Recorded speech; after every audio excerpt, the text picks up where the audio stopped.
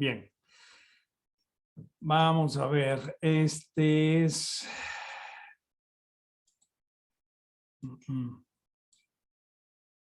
Estamos en el cuarto nivel, taller 7. Bien. Bueno.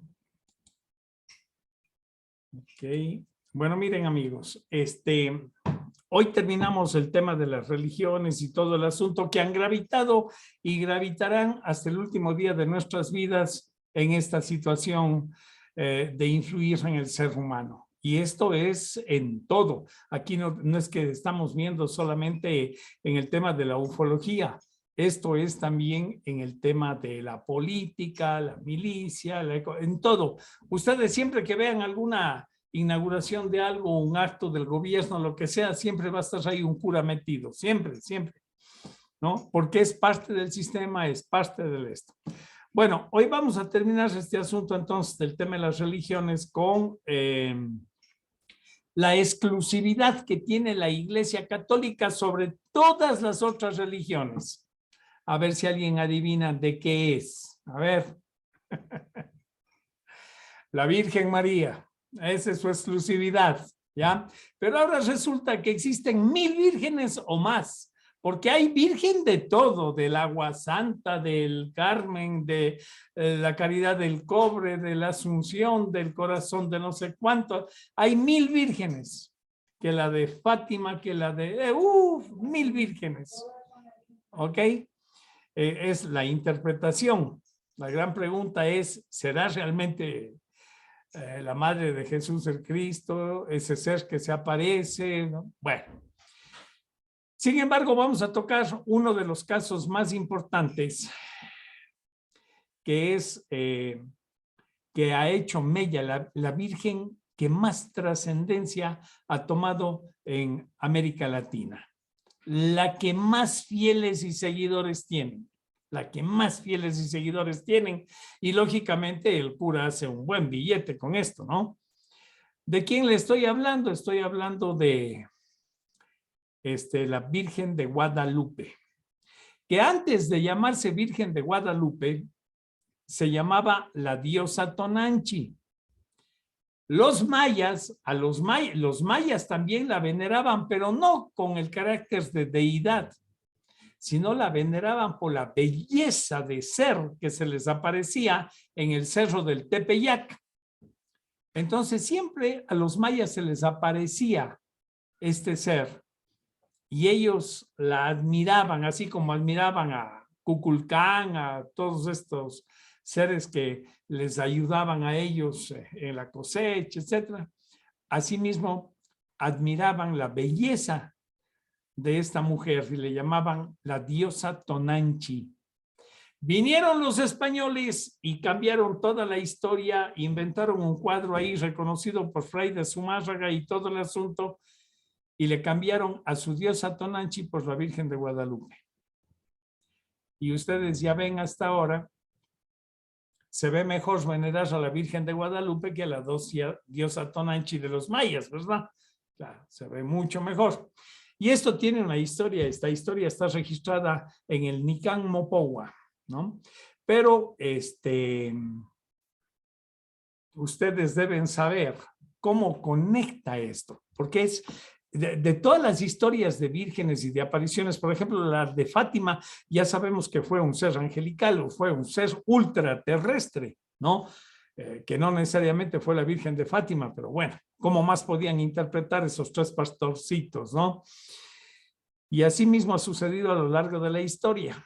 Y si este rato bajase un ser de luz y se parara aquí en el centro del parque, todos dirían que es Jesús el Cristo. Pero bueno, así es como hemos funcionado siempre. Esto tiene una historia. Esto tiene una historia y nosotros hicimos una investigación para que vea cómo funciona esta historia, cómo se desarrolló la historia. Y encontramos, lógicamente, cosas excepcionales. Digo encontramos porque tuve la oportunidad de estar en este asunto con mi compadre Jaime Mausano, ¿no? Bueno, miren ustedes. esta historia empieza y ha tenido miles de relajos, de problemas y todo. He dividido la historia en 3 partes. Después de cada parte les voy contando anécdotas, aventuras y todo de la vida real, para que sean ustedes quienes saquen sus propias conclusiones, ¿ya? Bueno. Está la indumentaria también, disculpe. Sí, claro, ya va a ver. Ya les voy a compartir todo, ¿no? A ver. Vamos a ver entonces.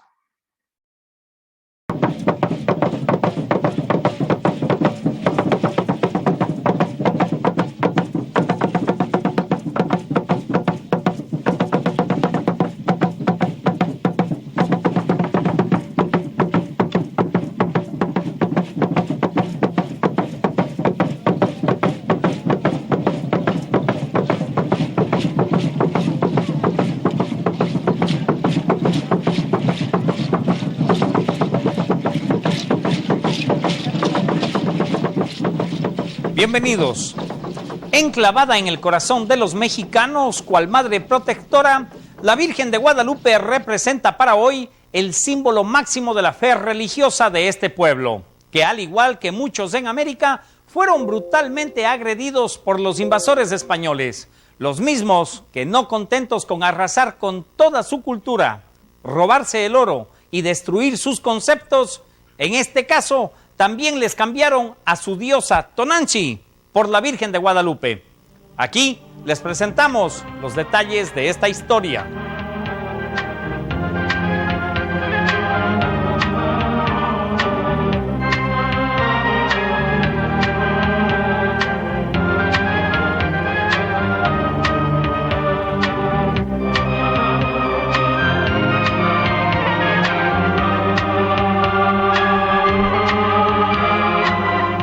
La Virgen de Guadalupe es una figura que hoy sigue asombrando al mundo entero, pues el enigma de su aparición ocurrió hace ya 468 años, fecha en la que surgió en el espíritu de la historia del Nuevo Mundo. Guadalupe continúa siendo la protagonista del gran encuentro mundial, el punto de referencia a partir del cual se establecieron las bases de una nueva identidad, de un ser humano distinto, producto de la fusión de 2 razas, de 2 cosmogonías, considerado el encuentro entre 2 continentes. Si es cierto que la llegada de España a América es uno de los sucesos más traumáticos en la historia de la humanidad, también es cierto que la figura de Guadalupe ha sido la más significativa en su proceso de unificación, y una sola es la razón, pues tanto los pueblos de Mesoamérica como los europeos de esa época estaban impulsados por una ferviente espiritualidad. En cada caso habrían diferencias, pero también semejanzas. Todas las culturas que intervinieron en la terminación del Nuevo Mundo poseían una mística, objetiva o no, pero dirigida hacia sus dioses, dioses que en lo más profundo los motivaban hacia el bien. Hay en el mundo quienes profesan una religión y quienes no, pero por encima de esa diferencia persiste un hecho histórico e inobjetable. En ese momento Guadalupe fue quien concilió fuerzas, quien atrajo hacia sí todas las miradas, quien brindó consuelo a los pueblos sojuzgados, quien dio luz y dirección a las civilizaciones del dominio, y quien finalmente inició la cosmogonía de un mundo nuevo que apenas despertaba. Para conocer y profundizar en el significado del fenómeno guadalupano, hoy contamos con numerosos testimonios. Uno de ellos es el libro Nican Mopogua, joya de la literatura universal que narra hasta nuestros tiempos la anécdota que da sentido a todo este proceso. Un indígena de nombre Juan Diego camina una madrugada sobre el cerro del Tepeyac. Su meditación matinal se interrumpe de pronto con la visión milagrosa de una mujer que dice ser la Madre de Dios y que le ofrece su protección y abrigo. Le pide también solicitar al obispo la construcción de un templo donde todo aquel que la invoque reciba su auxilio. Fray Juan de Zumárraga, al principio, duda de la credibilidad del modesto indígena. Le pide una prueba, pero en ese momento, Juan Diego tiene que distraer su atención, pues su tío, Juan Bernardino, está por morirse. Guadalupe aparece de nuevo y le dice que no se preocupe, que su tío ya ha sido curado. Pide así a Juan Diego llevar en su ayate unas rosas de Castilla como prueba de su existencia.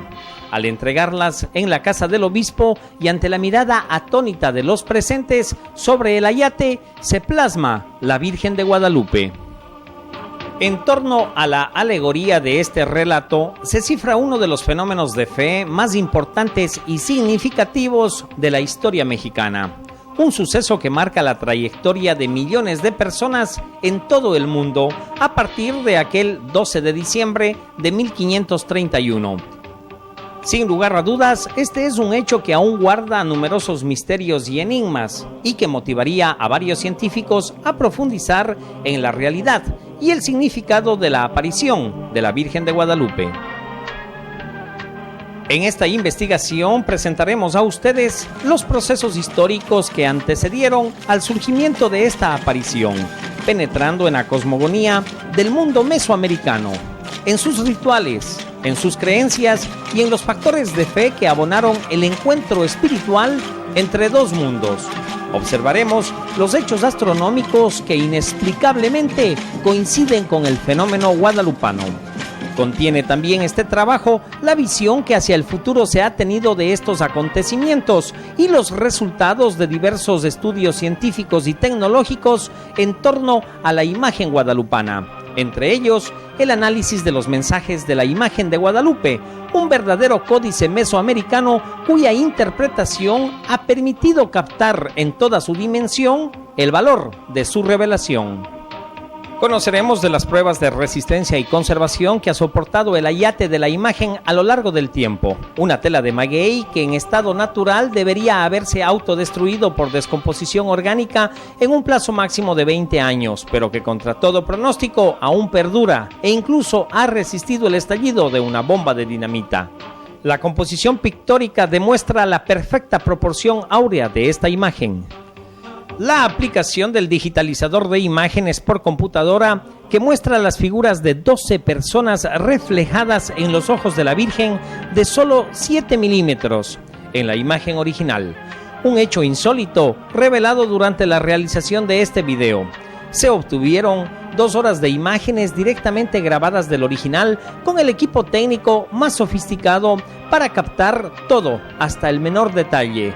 Una oportunidad que permitiría un nuevo descubrimiento al oftalmólogo mexicano Jorge Antonio Escalante: la presencia de redes sanguíneas en los párpados de la Virgen, algo que ni el más acucioso pintor hubiese podido lograr en una superficie tan pequeña y tan burda como es este ayate de fibra de maguey. Les invitamos a dar un viaje por el universo de una gran aparición. Magia, misticismo, coincidencia o expresión divina, como quiera verse, pero 1531 sería un año muy importante dentro de la cosmogonía mesoamericana. En sus inicios, el cometa Halley surcaría los cielos por primera vez desde la llegada de los españoles. En el mes de marzo se registraría un eclipse total de sol que durante más de 4 minutos redundaría la oscuridad espiritual que se vivía en el valle de Anagua. El cielo enviaba a los mexicas señales que ellos estaban esperando. El solsticio de invierno, el 12 de diciembre de 1531, que correspondería a la fiesta de su extinta diosa Atonanzi. Ese año se registró bajo la conjunción del Sol con Venus, un hecho astronómico perfectamente medido cada 104 años y que para ellos simbolizaba el regreso de Quetzalcóatl, la serpiente emplumada que en el pasado había sido autora de las victorias del sol sobre la oscuridad. Debía ser el inicio de la era del quinto sol de Quetzalcóatl, de acuerdo a la leyenda de los soles, centro de la cosmogonía náhuatl a través de la historia. Justamente ese día, justamente en el Cerro del Tepeyac, y justamente como la mujer del fuego nuevo aparece Guadalupe. Esta connotación estelar de la imagen guadalupana ha cobrado profundidad y vigencia a partir de una serie de estudios visualizados por el sacerdote Mario Rojas, quien ha profundizado en la experiencia de Guadalupe, y desarrollados estos estudios por el doctor mexicano Juan Homero Hernández Illescas, investigaciones que se realizaron y que deben interpretarse independientemente de los dogmas de fe. Siento que estos trabajos, sí, definida y categóricamente, están en función, número uno, de demostrar que la imagen que está en la villa es la original de 1531. Eso sí es objetivo, y sí hay pruebas muy sólidas al respecto. Número dos, que la imagen no está añadida, y sí hay datos muy sólidos al respecto. Número tres, que tiene una belleza, aún juzgada con los puntos de vista estéticos modernos, que es indudable también, y que solo el análisis, y el análisis desprovisto justamente de estos detalles subjetivos, lo revela también. Yo siento que con que los modestos trabajos que hemos hecho cumplan esos tres puntos, creo que no tenemos más necesidad de meternos a un callejón en donde la subjetividad nos puede llevar a caminos que no podemos comprender. Primeramente, Mario Rojas analizó los brocados en dorado que aparecen sobre el vestido guadalupano, algo que pareciera ser un velo y que presenta un gran número de glifos de interpretación náhuatl. Una de las figuras que aparecen es la flor cerro, ideograma náhuatl de montaña. Esta figura es una de las flores que se identifican con la grafía náhuatl de cerro, tepetl. Es una figura ovalada que tiene estos rebordes a los lados y que en la parte inferior, en la base, tiene una especie de raya. Estas flores, que son en número de 9, son siempre puntiagudas, como una nariz, que se dice en náhuatl yacatl, y tepetl es la grafía de cerro, de tal manera que estas flores cerro las llamamos, porque es el jeroglífico de tepetl yacatl, el tepeyac, que se está además llenando de flores, y de flores que vienen del cielo, ya que todos los tallos están descendiendo de la parte del manto de la Virgen que corresponde al cielo. De esta forma, inicialmente encontró una serie de coincidencias entre la orografía de México, es decir, las principales formaciones de tierra y la posición de las flores cerro en la imagen guadalupana. Partiendo de este sugestivo hallazgo, surgió la idea de que igualmente las estrellas deberían representar algo especial. Con la intervención de los doctores en astrofísica Juan Canto Illa y Armando García de León del Instituto de Astronomía de la Universidad Nacional Autónoma de México, los investigadores de este hallazgo obtuvieron por computadora la fecha y posiciones planetarias correspondientes al solsticio de invierno de 1531. Comprobaron que tuvo lugar el 12 de diciembre a las 16:40, al observar las constelaciones que podían verse en ese momento desde el territorio mexicano. Lograron un hallazgo sorprendente, pues la posición de estrellas en el cielo el día de la aparición coincide con las posiciones de las estrellas en el manto de la Virgen. Pueden verse Tauro en la parte inferior derecha de la imagen. Más arriba, 2 estrellas de Audiva, considerando los dobleces del manto, Drago, Osa Mayor y Canes sobre el brazo derecho.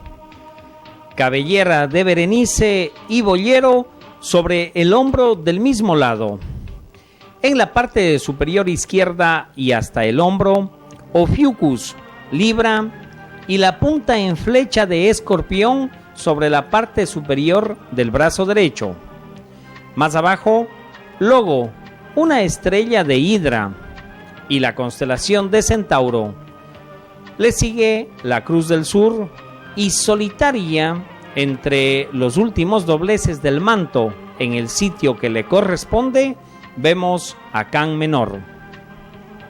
El estudio incluye también las constelaciones que no aparecen con estrellas en la imagen, pero que al colocarlas dentro de la composición en el lugar que les corresponderían, marcan un sitio cargado de significación.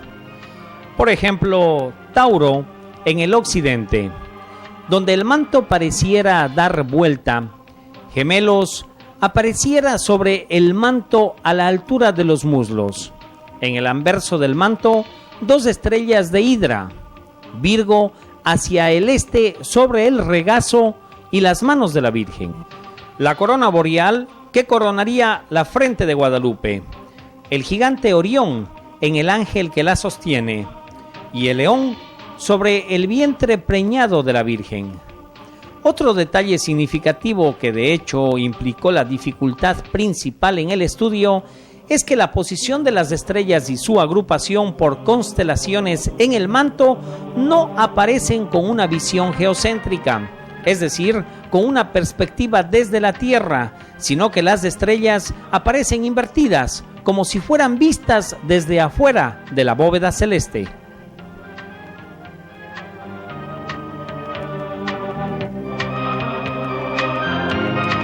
Es claro que la imagen guadalupana constituye un mensaje universal, ya que sus principales elementos pueden ser captados por gente de cualquier cultura o nacionalidad, pero también es cierto que numerosos elementos parecen estar dirigidos concretamente hacia los pueblos del Nuevo Mundo.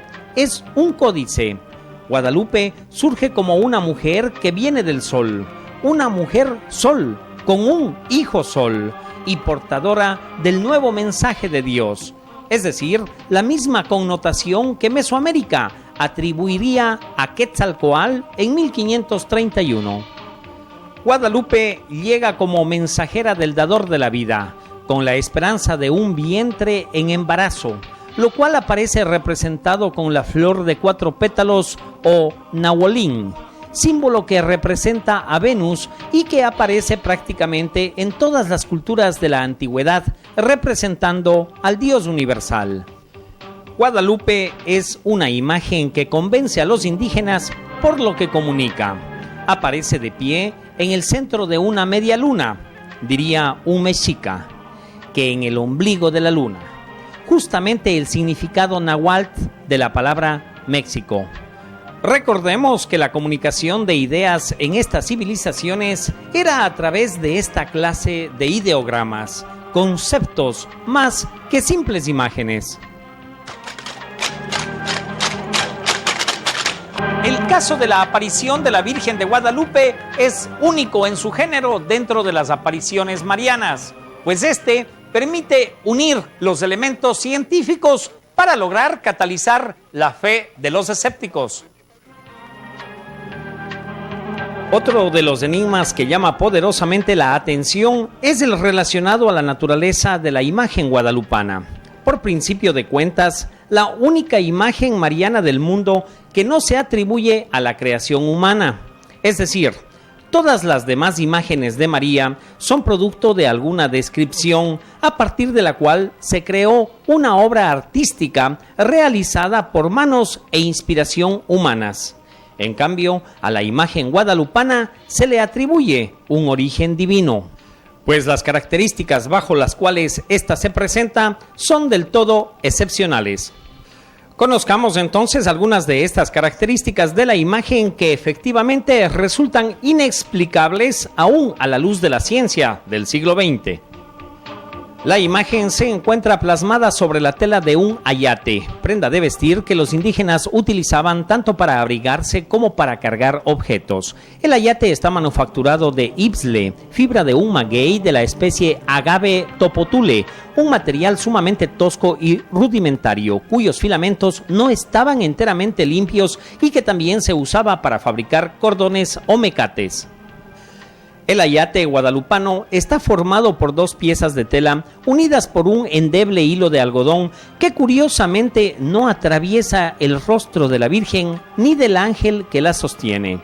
Es asombroso, pero el entramado del tejido forma parte de los trazos de la imagen, como puede verse en estas tomas de la comisura izquierda en la boca de la Virgen. O también, como podemos apreciar aquí, en la pupila del ojo izquierdo, cuyo centro oscuro y profundo coincide con una pequeña abertura del tejido. Los colores de la imagen también constituyen una rara maravilla. Miguel Carrera, eximio pintor oaxaqueño del siglo XVIII, afirma que se aprecian en el ayate 4 técnicas de pintura.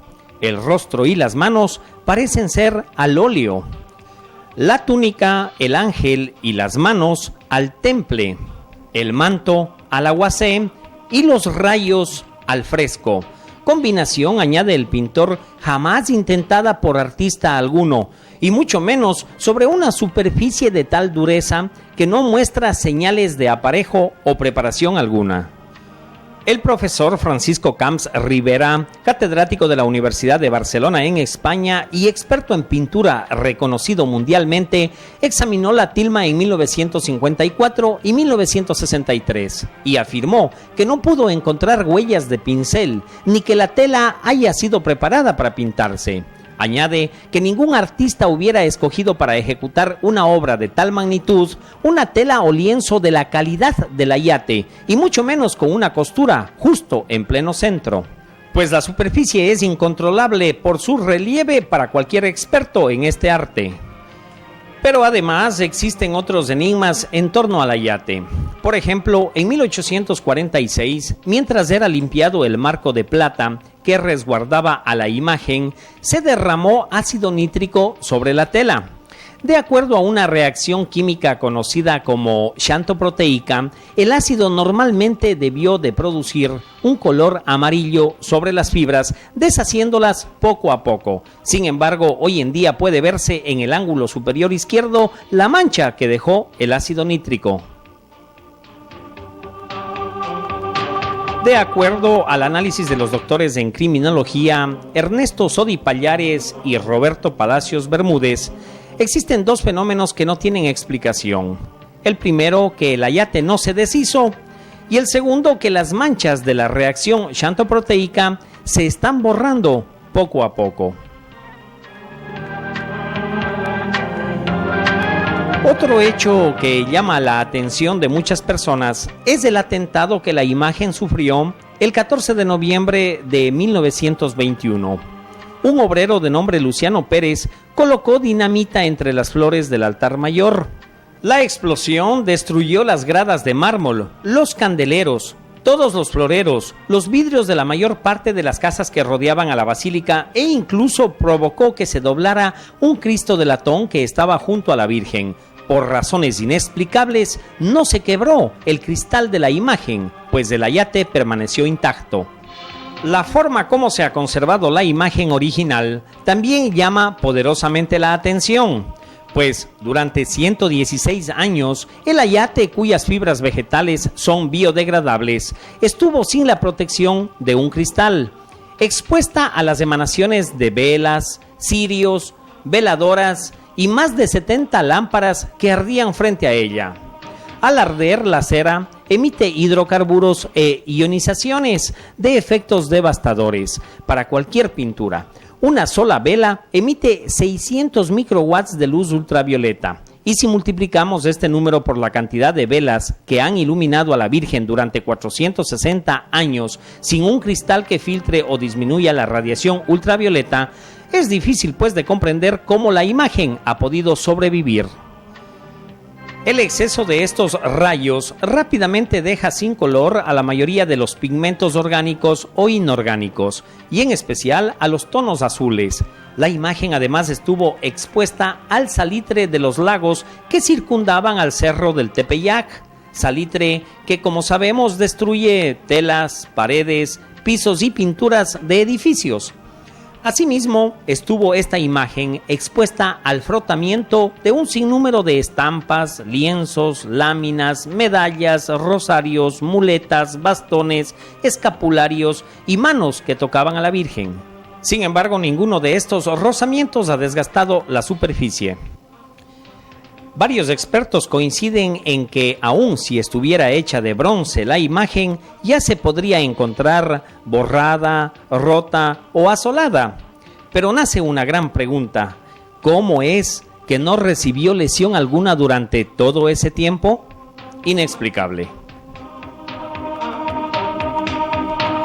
Con el afán de intentar comprender la naturaleza de la imagen guadalupana sobre bases científicas, en la década de los 80, dos investigadores norteamericanos efectuaron un estudio. Ellos son Johnny B. Smith, profesor de Filosofía de las Ciencias y la Estética con maestría en Arte por la Universidad de Miami y colaborador de la NASA en el análisis de la sábana de Turín. El otro es Philip Callaghan, biofísico de la Universidad de Florida y también colaborador de la NASA, solo que en su caso para el estudio de insectos enviados a la Luna.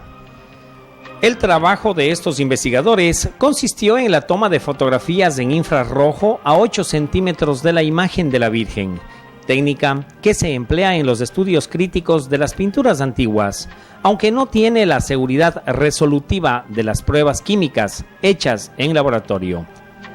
El principio de la fotografía infrarroja es similar al de la fotografía convencional, solo que con las ondas infrarrojas de mayor longitud, los materiales o pigmentos responden de diferente manera.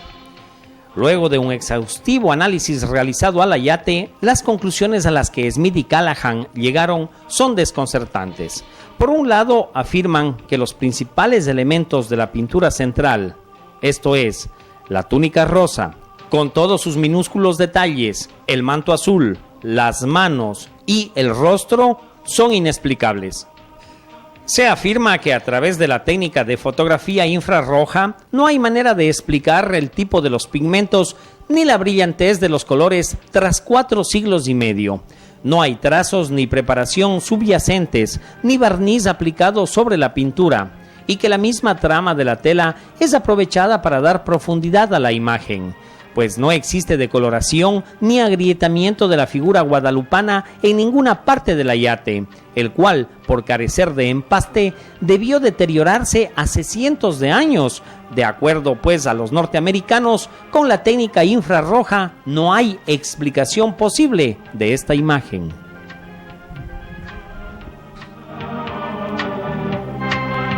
Sin embargo, por otro lado, el estudio sostiene que la imagen tiene añadidos humanos. Primeramente, el moño y la luna. Tiempo después, se añadieron las decoraciones doradas, la línea negra, el ángel, el pliegue azteca de la tilma del manto, el resplandor, las estrellas y el fondo.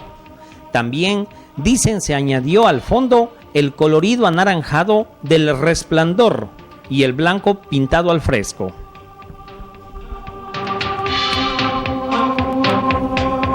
De esta forma, según Smith y Callaghan, la parte inexplicable de la imagen es lo que se aprecia en estos momentos. Simplemente la imagen de María, tal como se veía ante los hebreos y judíos, sin los elementos que dan sentido a las apariciones, sin responder al momento histórico y espiritual en el que surgió la imagen, sin un mensaje específico. Callaghan describe en su reporte lo siguiente: los retoques hechos a la imagen de la Virgen añaden un elemento humano que es a la vez encantador y vivificante. Es como si Dios y el hombre hubieran trabajado juntos para crear una obra maestra. Aunque los norteamericanos reconocen y subrayan la inexplicable naturaleza de la imagen de la Virgen, su estudio ha sido muy cuestionado. Por un lado, la fotografía infrarroja, aún con su importancia científica, es una prueba basada en interpretación visual y no tiene la capacidad absoluta de determinar la composición química de los pigmentos, no al menos con la resolución de un análisis químico de laboratorio como el realizado por el Premio Nobel de Química en 1938, el doctor Richard Kuhn. Este científico alemán efectuó un análisis químico de los colorantes de 2 fibras del ayate, una roja y una amarilla. Su dictamen fue que en las fibras analizadas no existen colorantes de origen vegetal, animal o mineral. Pues los pigmentos actuales y cuya composición química es la que más se asemeja a lo estudiado, fueron sintetizados entre 1868 y 1901, es decir, más de 300 años después de que se plasmó la imagen guadalupana. Otro aspecto por el que se cuestiona al estudio de Smith y Callahan es el hecho de que con su hipótesis la imagen no solo pierde sentido y significado, sino que incluso su equilibrio estético. El doctor Juan Homero Hernández Illescas ha desarrollado otro profundo estudio sobre la composición pictórica del ayate. La imagen guadalupana está plasmada bajo los principios de lo que en pintura se conoce como composición dorada o proporción áurea. En las principales culturas antiguas asirio, babilónicas, egipcia y griega, el ideal de la armonía y equilibrio se expresó con este principio estético que se encuentra en las obras de casi todos los grandes artistas, Da Vinci, Miguel Ángel, Donatello y Vitruvio, entre muchos otros. La proporción dorada se define como la correspondencia armónica y exacta entre las partes con el todo. Igualdad de dos razones geométricas, relación de magnitudes, espacios o volúmenes girando en torno a una recta dividida a su vez por una línea áurea. Se le conoce como la más bella entre todas las proporciones generadoras de analogía, número divino que coordina la estructura, la forma y el ritmo en dimensiones algebraicas, trazando líneas de fuga, ángulos dorados, diagonales y segmentos de estética proporción. Esta es una forma de composición que en la naturaleza únicamente se encuentra en las galaxias, los vegetales y el desarrollo celular. Se hicieron todos los puntos y todas las líneas que tienen que estudiarse desde el punto de vista de cuadrángulo dorado, principalmente el cruce del cuadrado superior y el cruce en diagonales del cuadrado inferior. Se comenzaron a encontrar puntos importantes. El cruce de la porción superior de los arcos que forman la búsqueda de la proporción dorada dio lugar en un punto central que es una estrella. En la parte inferior dio lugar en la frente del ángel. Se encontró además el centro geométrico de la figura, que en la original está marcando un pliegue que desde luego aquí no se puede ver. El triángulo, el centro del triángulo superior, se pueden ver aquí las diagonales, está en un punto importante en el lugar donde la tilma hace un pliegue por atrás de la manga. El centro del cuadrado inferior está precisamente dado en el pliegue de la rodilla. Al mismo tiempo que se está desarrollando la proporción dorada, se encuentra que cada una de las líneas están pasando por un sitio de particular importancia, ya sea por las salidas de las flores del manto, o por las flores que atraviesa, o por alineamiento de estrellas, o por la mirada de la Virgen, o por circunscribiéndose la parte inferior.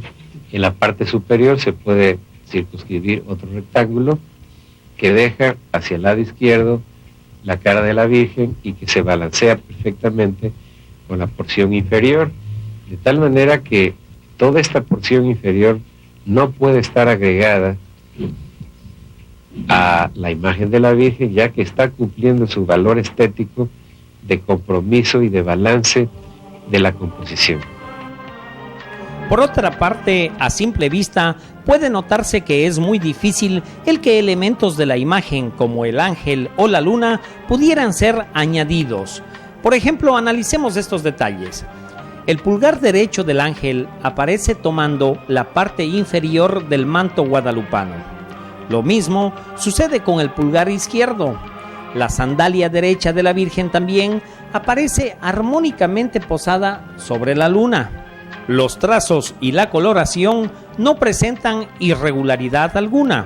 Sería muy difícil distinguir cualquier alteración en la pintura original, como sucede con la corona, que alguna mano profana quiso poner en la cabeza de la Virgen y que después fue borrada.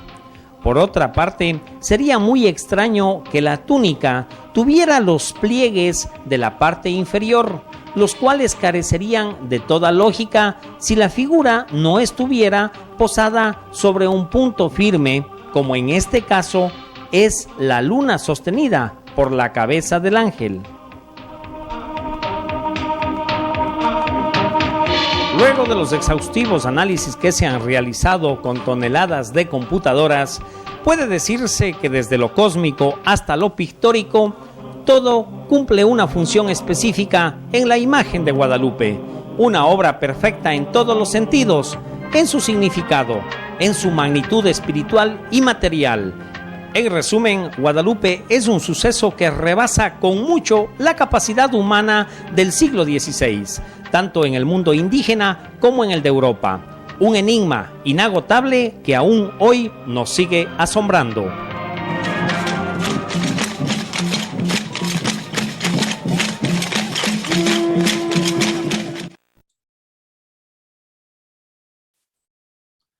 Bueno, difícilmente ustedes van a encontrar un trabajo de investigación con todo análisis, con la historia, con en este caso la yate de alguna virgen, ¿no? Yo quisiera ver, por ejemplo, un análisis de estos hechos, por ejemplo, a la Virgen del Cisne allá en Loja, ¿no? Que eso es pura fe nada más y han visto cómo se maneja eso, ¿no? Que vean cómo se maneja eso. A ver, yo tengo un amigo ahí que a lo mejor es hasta medio pariente en Catamayo, que es cerca de ahí del Cisne, y él tiene una fábrica de ladrillos. Les cuento esto para que vean por dónde va la cosa.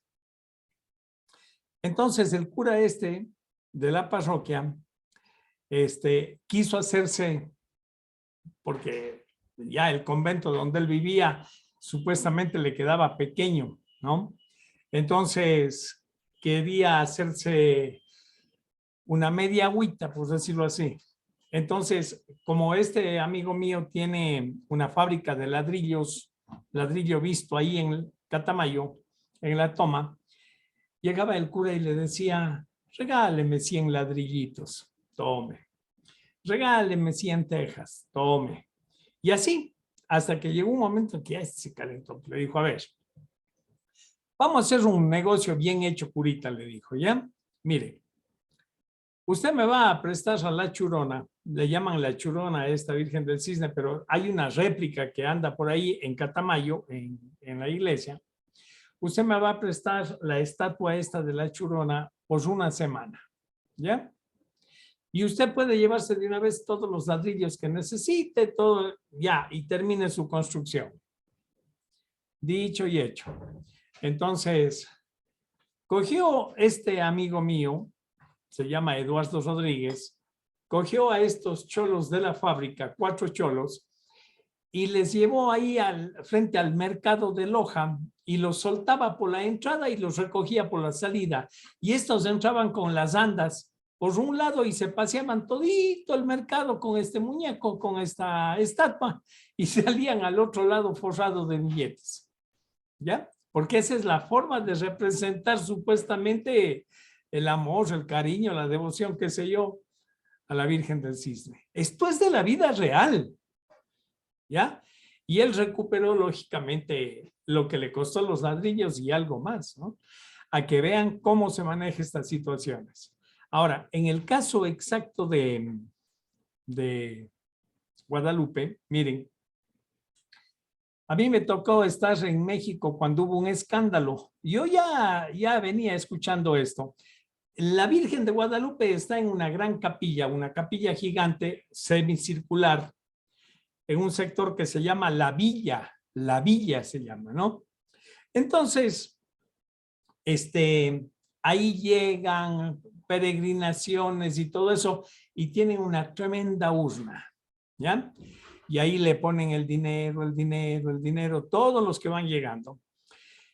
Y entonces, quien representa o quien maneja esta situación es un abad de la Iglesia Católica. Y en esa época era Schulenberg.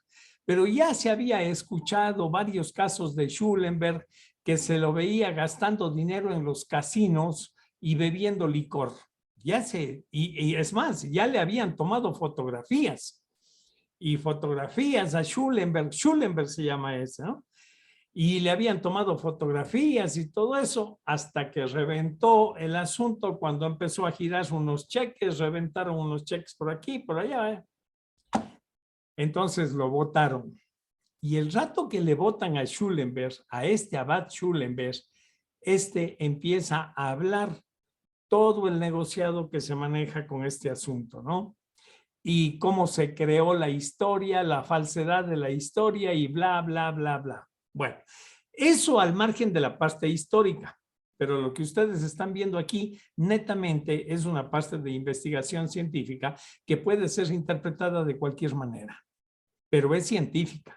Es los mecanismos de la ciencia para establecer un trabajo de investigación, ¿ya? Es lo que nosotros estamos haciendo con la Virgen de Guadalupe, que ustedes la van a escuchar en muchas ocasiones, ¿no? O sea, de que hay algo extraordinario, hay algo muy extraordinario.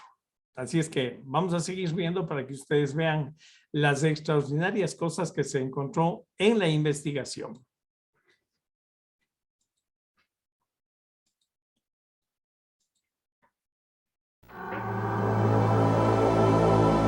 A lo largo de la historia del origen de las diferentes culturas mexicanas, claramente se ha podido observar la correlación que han mantenido sus deidades con todos los pueblos, las mismas que en sus diferentes interpretaciones a través de cultos y ritos generaban batallas y muerte en nombre de la divinidad. Es decir, manejaban un conocimiento que los acercaba constantemente a los señores de las estrellas.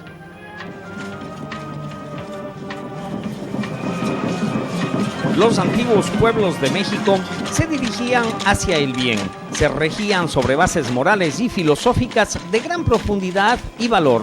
Eran pueblos guerreros y comerciantes, pero por encima de todo poseían una elevada espiritualidad, una fe absoluta entregada al poder divino.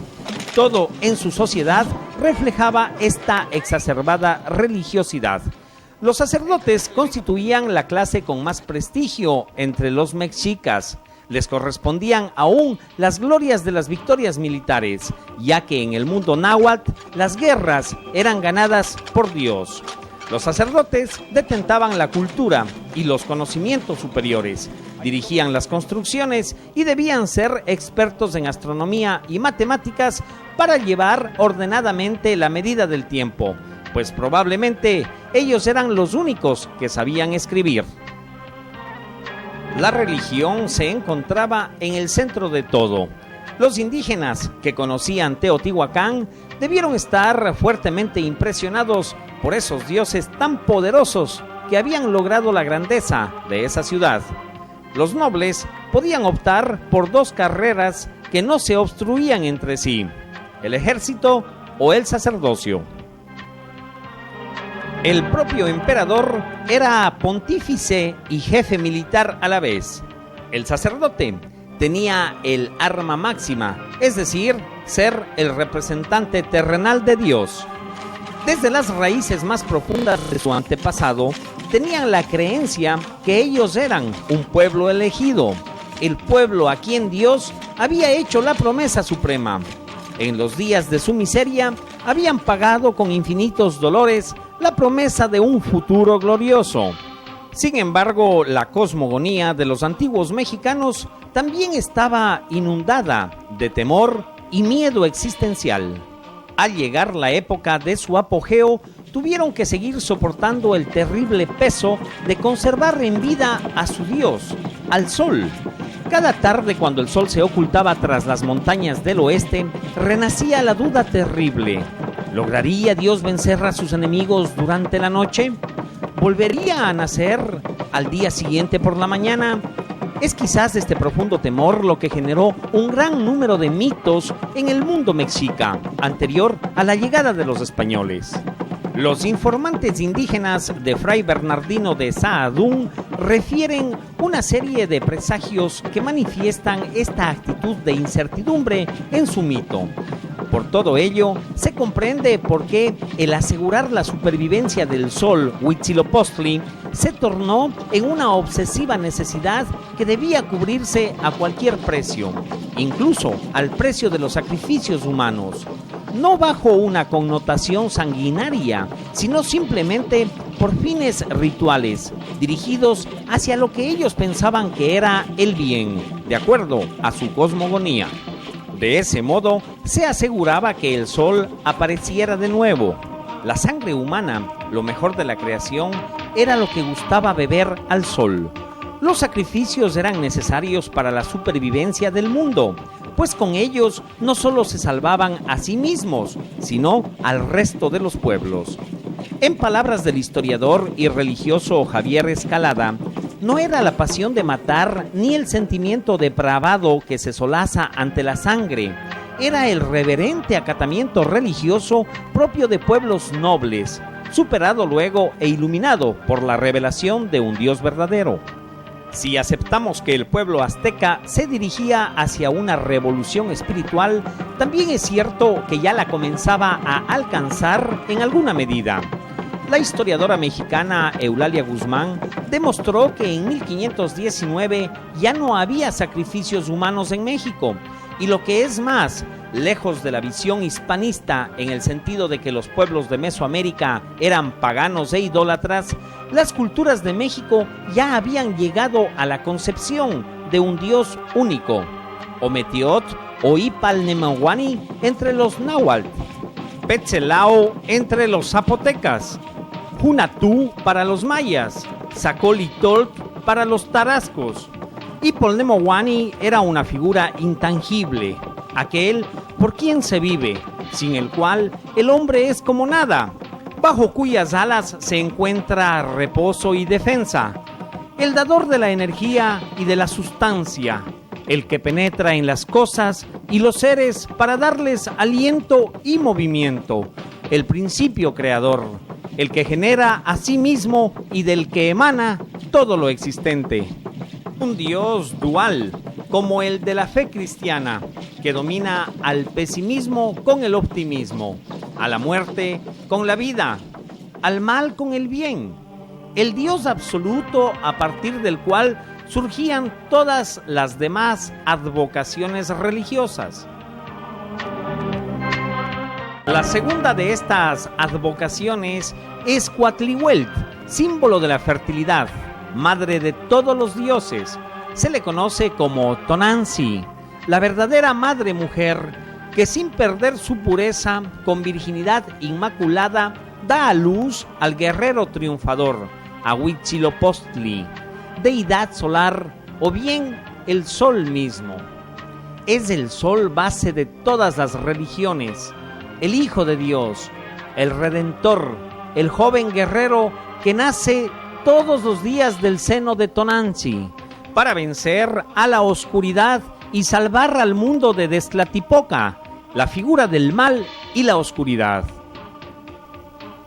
Toda esta cosmogonía, por increíble que parezca, se origina mucho antes de la llegada de los españoles.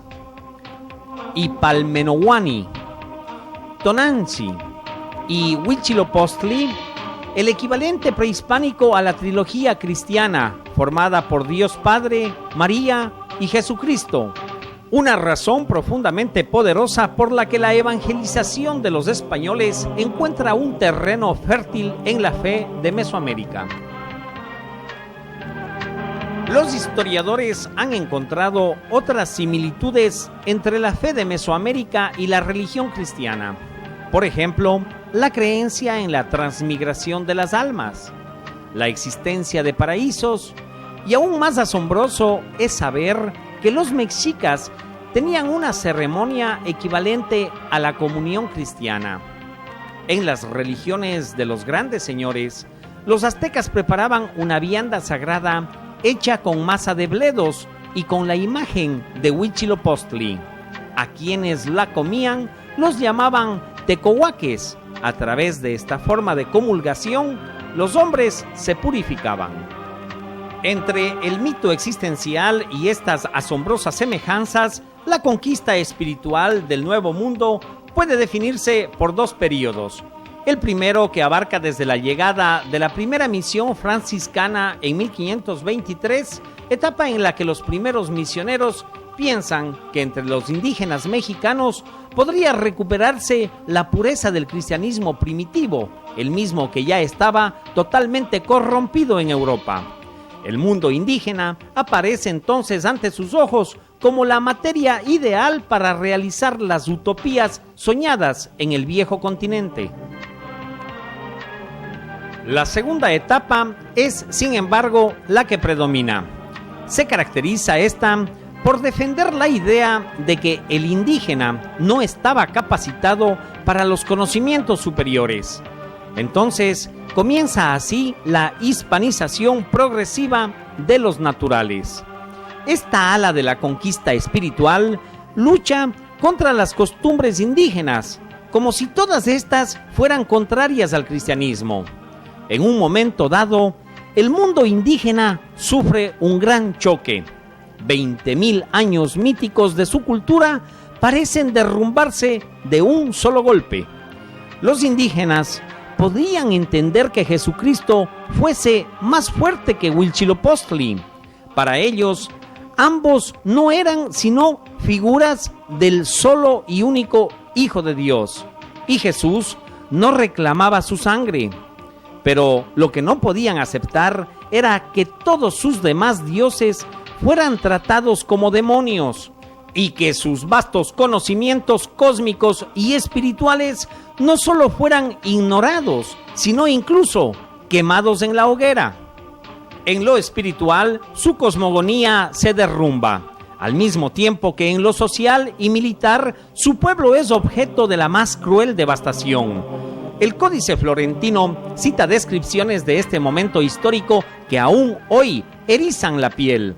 Por ejemplo, cuando Pedro de Alvarado ataca vilmente a la población civil que celebraba en el Templo Mayor la fiesta del Tozclate, en honor a Huitzilopochtli, narra el Códice.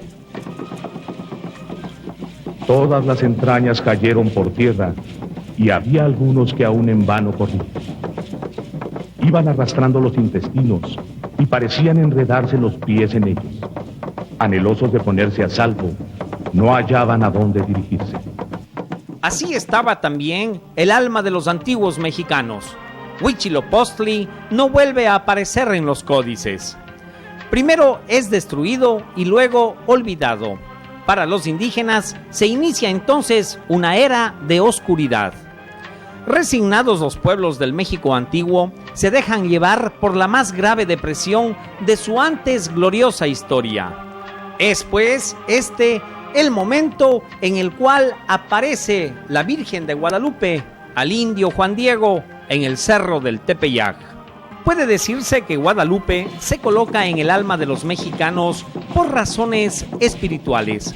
De no haber existido violencia e imposición por parte de los españoles, es posible que los indígenas abrazaran la fe guadalupana ya no solo como un refugio, sino por convencimiento, pues muchas de las bases morales de ambas religiones eran coincidentes. La tendencia hacia el bien, valores como el amor, la humildad, la espiritualidad, la tolerancia, es decir, lo que les importa al cristianismo es un concepto más definido de la divinidad humana. Hace desaparecer entonces todo el temor. Reconoce la igualdad de todos los hombres ante Dios, un Dios al cual no importa la raza o clase social, un Dios que no tiene hijos predilectos que sojuzgarán a los demás. En este sentido, el encuentro de los dos mundos se da bajo una irónica paradoja, es decir, la misma cultura que en lo social, económico y militar somete cruelmente a los pueblos del Nuevo Mundo, en lo espiritual y en forma quizás involuntaria, trae conceptos que descargan el peso espiritual que comenzaba a sofocar a Mesoamérica, y en un sentido se podría pensar que la liberan. Solo existen para entonces unos cuantos indígenas que, ayudados por unos cuantos misioneros, quienes con gran sabiduría reconocen las esencias similares de ambas religiones. Esto es lo que hace posible el encuentro espiritual de las dos culturas en forma relativamente pacífica. Pacífica porque de no haber existido estos paralelismos a un nivel teológico lo suficientemente aceptado, tal vez el proceso histórico habría sido muy distinto. No podemos dejar de pensar en las ancestrales guerras santas que existen aún hoy en Medio Oriente debido a diferencias religiosas y de las múltiples confrontaciones de origen religioso que han aparecido a lo largo de la historia. No son muchos los casos históricos donde se logre la evangelización de 8 millones de personas en poco más de 10 años, como sucedió en Mesoamérica, un milagro objetivo del cual Guadalupe es la gran protagonista. Un hábil y sutil manejo de la fe por parte de Fray Juan de Zumárraga perenniza la aparición de Guadalupe. Los católicos para entonces capitalizaron su historia con el apoyo del emperador Carlos V, argumentando que esta experiencia sería un formidable instrumento para la conversión de los indios. Se plasma de esta manera el texto del Nican Mopoua, el mismo que pasa a ser, en este caso, el principal documento de la fe católica en lo referente a la aparición de Guadalupe. Desbordando conceptos puramente religiosos, Guadalupe surge como una gran parábola divina, a través de la cual dos concepciones similares en algunos puntos y muy distintas en otros se fusionan. Aún el más escéptico puede captar el milagro de este encuentro espiritual.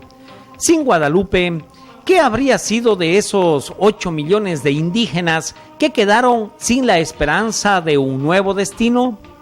¿Qué identidad podría haber surgido de aquel vacío que en el fondo también extravió a los invasores de España hacia el rumbo de la crueldad y la ambición? ¿Cómo habría evolucionado sin Guadalupe esta tierra poblada no más que por víctimas hundidas y verdugos impasibles? ¿Cuál habría sido entonces el refugio espiritual del Nuevo Mundo? Aún fuera de la fe religiosa, podemos captar que Guadalupe fue luz en medio de una oscuridad que habría cegado a todos. A la luz de los 500 y más años del encuentro entre América y Europa, cabe pensar en un rescate, principalmente el papel de Guadalupe como protagonista central de este encuentro, y bajo su figura, el rescate del mundo espiritual de Mesoamérica, es decir, una síntesis de 20.000 años de cultura, un reencuentro con la identidad mesoamericana que nunca murió. Entonces hoy los mexicanos estamos volviendo a esta cultura, es decir, terminó esa oscuridad. Entonces piense usted en el intermedio, lo que Tonantzin Guadalupe significó para los aztecas, para los mexicas, en medio de esta oscuridad. Fue una luz para continuar, fue una señal para seguir adelante.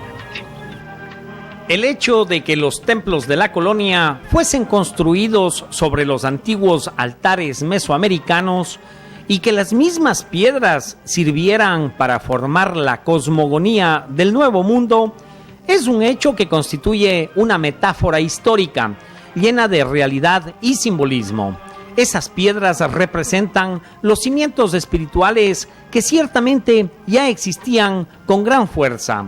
Son esos cimientos los que hoy, en lo más profundo del espíritu de Latinoamérica, sostienen con todo vigor y dignidad a Guadalupe, la Virgen de América, la mujer del fuego nuevo. Los enigmas de Guadalupe no se han detenido en el tiempo, como si su mensaje se hubiera extendido al hombre del siglo XX. A cada día que ha seguido al 12 de diciembre de 1531, Guadalupe ha revelado nuevos elementos. Una imagen del siglo XVI que aún hoy sorprende a las civilizaciones de las computadoras y la alta tecnología. En el año 1951, el señor Carlos Salinas, fotógrafo oficial de la Virgen de Guadalupe, dio a conocer un descubrimiento asombroso que, según algunas versiones, había sido hecho ya desde 1929 por el señor Alfonso Martué, pero que en su momento no fue captado en toda su dimensión. Y es que en el ojo izquierdo de la Virgen de Guadalupe aparece reflejada una figura humana, un busto humano que puede captarse a simple vista, la silueta de un hombre barbado que en un primer momento se pensó que era Juan Diego.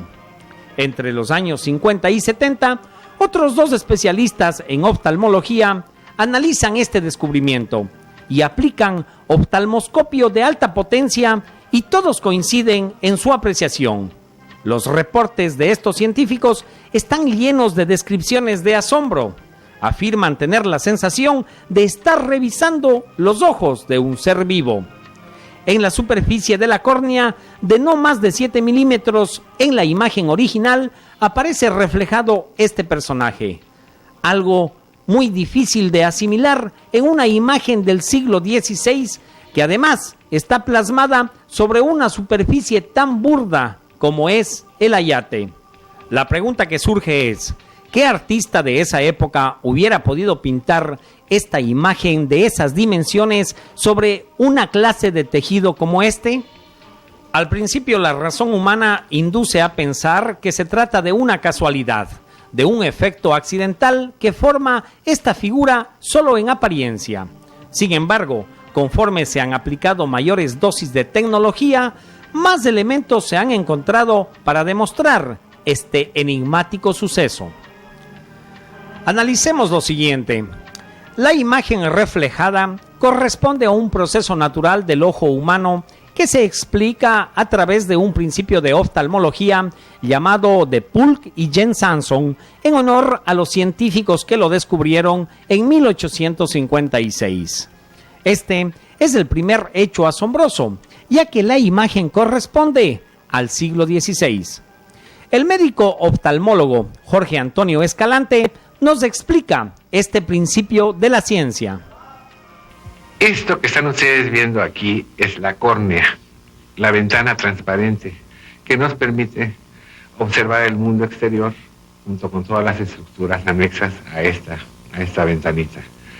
Y esta lente, que es muy importante, es el cristalino, que se está enfocando continuamente y constantemente, valga la repetición, para que todas estas imágenes se enfoquen de una manera perfecta en la retina. Estas estructuras son ópticas, son lentes naturales. Entonces una imagen que está proyectada, o que está puesta fuera del ojo, se refleja perfectamente en la cara anterior de la córnea, en la cara anterior del cristalino y en la cara posterior del cristalino. Las imágenes diafragmadas o dibujadas, las hemos dibujado en esta manera. Las que se reflejan en cara anterior de la córnea, las que se reflejan en la cara anterior del cristalino y las que se reflejan en la cara posterior del cristalino. Quisimos realizar con varios compañeros la detección de las imágenes de Purkinje Sanson en las personas, porque no solamente eso se detectó en la Virgen, se detecta en personas. Y tuvimos el caso de este niño. En el año pasado, en el 10 o 12 de diciembre, hicimos este estudio de esta criatura y encontramos, al tomar la fotografía de ambos ojos, que se reflejaba el doctor que tomaba la fotografía en la córnea de los ojos del niño. Esto se facilitó muchísimo, puesto que este niño iba precisamente por otro problema muy diferente al que le tomáramos la fotografía de las imágenes de Purkinje Sanson. Eso para demostrar que estas imágenes se observan en personas que están vivas. Este es uno de nuestros pacientitos en el hospital. Uno de los primeros elementos que descartan la posibilidad de que se trate de un efecto accidental se logró encontrar en diciembre de 1975. 5 nuevos testimonios de oftalmólogos reconocidos y encabezados por el doctor Amado Jorge Cuni encuentran la misma silueta en el ojo derecho. La figura aparece en forma menos clara, pero ocupando exactamente el lugar que le correspondería en ese ojo, considerando la natural deformación causada por la redondez ocular, así como la posición de los ojos en relación al personaje que aparece reflejado. 10 años después, el trabajo de un especialista en ingeniería de sistemas con doctorado en computación de la Universidad de Cornell en Estados Unidos da una nueva dimensión al descubrimiento de los ojos guadalupanos. Se trata del doctor José Astetosman, un profesional peruano avecindado en la Ciudad de México que por simple curiosidad aplica un proceso de digitalización de imágenes a una fotografía de Guadalupe. Antes de entrar plenamente a los hallazgos del doctor Astetosman, es necesario explicar en qué consiste el proceso de digitalización de imágenes, su valor científico y de qué forma fue aplicado a la imagen de Guadalupe. En forma sencilla debemos decir que la digitalización computarizada se utiliza para amplificar imágenes. Esta técnica se aplica en muy diversas actividades. Por ejemplo, la NASA la usa abundantemente en los satélites que captan la meteorología del planeta, para detectar usos del suelo, para medir la contaminación atmosférica. La medicina también la utiliza esta técnica para estudiar la composición orgánica de los parásitos, así como también para observar el cerebro de los seres vivos a través de la tomografía computarizada. Esta avanzada técnica cibernética permitió al doctor Astetosman lograr un hallazgo aún más importante que el de los años 50, pues las imágenes procesadas por la computadora revelaron la presencia no de una, sino de 12 personas reflejadas en los ojos de la Virgen. Todas se encuentran en ambos ojos y cada una coincidiendo en la posición. A partir de los personajes que consigna la historia, se ha logrado la identificación de algunos de estos personajes, entre ellos Juan Diego, Fray Juan de Zumárraga, el traductor del obispo Juan González. Sin embargo, hay otras figuras de las que solo se tienen escasas referencias. Un indígena que aparece sentado, otro del que solo aparece el rostro y una esclava negra de nombre María que estaba al servicio de Zumárraga. Sin embargo, aparece un grupo denominado por Asten como La Familia, cuya presencia en el escenario de las apariciones aún no se ha explicado. Al respecto, este es su testimonio. Ya está dentro del computador en la pantalla y nos está mostrando, vean, la figura del indio, la cara del obispo, del traductor. Aquí se puede ver algo, un plano más atrás. No se olviden de que en los reflejos de nuestros ojos es como espejos, pero son espejos no solamente, no es plano, es convexo. Entonces se resaltan más las distancias en diferencia de tamaños. De esta manera se puede observar un poco mejor la figura del indio. Están en su misma posición, lo único que el computador ha trazado un contorno que nos demuestra cada una de las figuras. Aquí en el centro, no se olviden, está la familia indígena. Sus posiciones están exactamente en el mismo sitio, lo único, se ha puesto en oscuro, se ha quitado todo el fondo para que se resalte. Tenemos aquí la figura del indio, obsérvese aquí los brazos cruzados, la del obispo, el posible traductor. Esta es parte de la tilma que se coló aquí en esta imagen, y la familia muy pequeña. Esta es la figura del indio, de cuerpo entero, que aparece, estamos en el ojo izquierdo, en la cara, los cabellos, el cuerpo. Esta crucecita es del computador, es el cursor. La rodilla, la pierna izquierda, perdón, la pierna derecha, la izquierda pasa detrás. Acá quizá pueda verse mejor esa correa del guarache, de dimensiones muy, muy pequeñitas. Está mirando hacia allá. Obsérvese esa frente amplia que les mencionaba, la nariz, la barbilla, el cuello, ese peinado, cola de caballo que usaba, su oreja, y aquí se puede ver muy bien esta arracada, que ya les digo, es de un espesor más fino que un cabello. Por favor, concéntrense en ver la cabeza del obispo Zumárraga, tal y cual la pintó Cabrera en esta pintura que se puede observar, se puede apreciar en el Museo de la Basílica. Noten ahora el parecido con la cara de este mismo personaje en el ojo izquierdo de la Virgen, el obispo Zumárraga. tenemos al mismo personaje juntamente con el traductor. Este sería el Juan Diego. Observen este sombrero, su nariz es una nariz bastante grande, refleja aquí el pómulo, y aquí están desplegando esa tilma que tiene alrededor del cuello. La cabeza de este hombre, nuevamente su nariz, su rasgo saltante, sus ojos, sus mejillas, sus barbillas, parte de su sombrero y parte de la tilma, mirando hacia allá. El grupo familiar que les mencionaba, que aparece en el centro, es muy interesante. Aquí estaría el cuerpo de esta mujer y esta sería su cabeza. Aquí habría la cabeza de un niño muy pequeñita y un hombre que está como mirándola, con los cabellos lacios, un indio indudablemente, con su sombrero. Pero concentrémonos en la mujer. Observen que todo esto blanco es su cuerpo. Pero vean que el hombro de la mujer está aquí. Este es su brazo. Está como apoyándose sobre el niño. Si ubicamos aquí al hombro de la mujer, veremos que tiene un bulto en la espalda. Yo algún tiempo pensé que era una mujer media jorobada, pero no es eso. Lo que es que es una mujer que está cargando a su hijito. La cabeza del hijito aparece aquí con el rebozo y sujeta aquí el rebozo, tal como las indias hacen actualmente, cargando a su niño con el rebozo. Aquí aparece una línea oscura en el rebozo como una cinta para sujetar mejor el cuerpo del niño. Esta sería su cara, una nariz muy respingada, rasgos muy finos. Hay quienes piensan que podría más bien ser una mujer de raza blanca. Yo pienso que es una india de raza muy fina, de rasgos muy finos, que incluso carga a su hijo como las indias actualmente. Observen ahora sus cabellos y notarán ese trenzado que muestra aquí.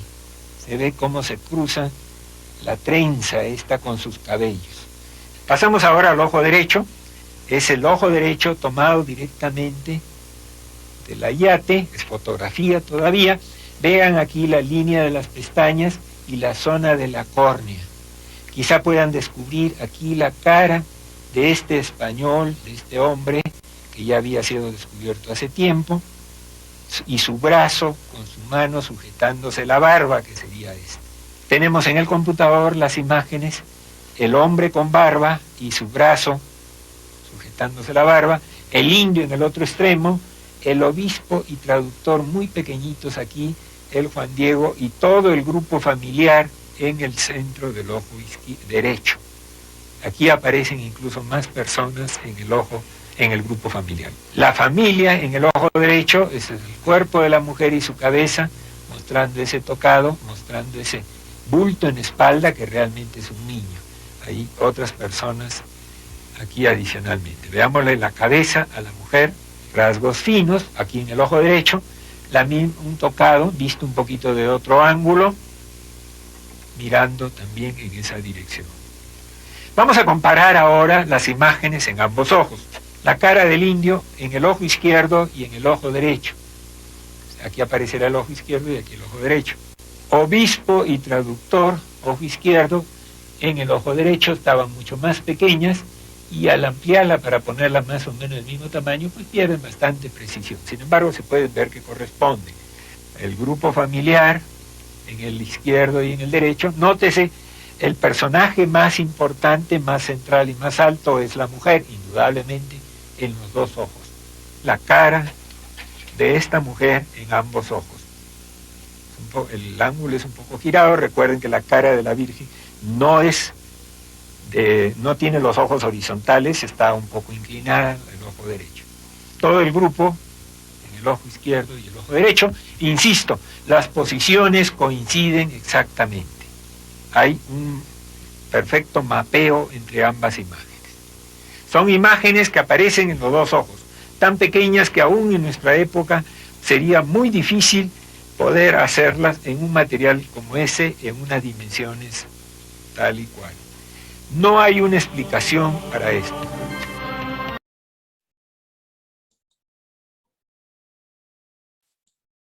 Tanto en el análisis de la síndrome que se hizo ayer como aquí en este ayate o la tilma,